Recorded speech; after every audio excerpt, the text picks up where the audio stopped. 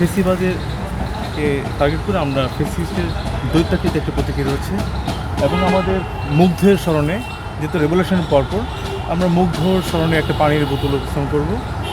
আমি চারুকলার একজন প্রাক্তন শিক্ষার্থী, আমার নাম হচ্ছে শিল্পী মোহাম্মদ হোসেন।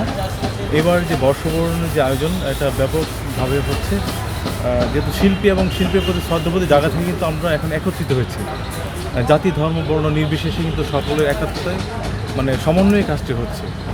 আপনি এখন যে গ্রাউন্ডে দাঁড়িয়েছেন এটা কিন্তু আমরা এখন ত্রিমাত্রিক কাজগুলো হচ্ছে, যেহেতু আমাদের এবার মূল প্রতিবদ্ধ বিষয়টি হচ্ছে আপনার নববর্ষ নিকেতন এবং আপনার ফেসিবাদের অবসান।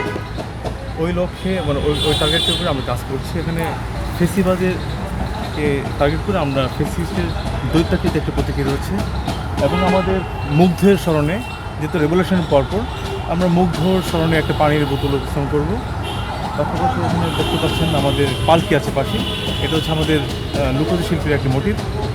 তারপর হচ্ছে আমাদের লুকোচুরি মোটিভ আরেকটি হচ্ছে বাঘের একটা অবয়ব এবং শান্তির পায়রা, হ্যাঁ, জীবন ও প্রকৃতির একটা অংশ।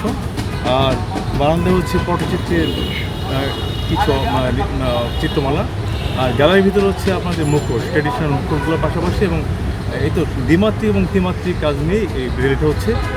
আর আমরা আসলে এখানে চারুকলার প্রাণের টানে চলে এসেছি। তো দেখেন আমাদের যে মোটিভগুলো এখন বাইরে যেগুলো হচ্ছে এগুলো ত্রিমাত্রিকরণ, এগুলো হচ্ছে দর্শক, বস্তু এবং শিল্প, দর্শক মঞ্চ এবং শিল্প বস্তু, এই তিনের সমন্বয়ে কিন্তু এগুলো প্রেজেন্টেশন হয়। ব্যতিক্রমটা নিয়ে একটু বলেন যে আমরা আসলে ঈদের আগে কাজ শুরু করছি, এখন কাজ শেষের দিকে, এখন স্ট্রাকচারের কাজ চলছে।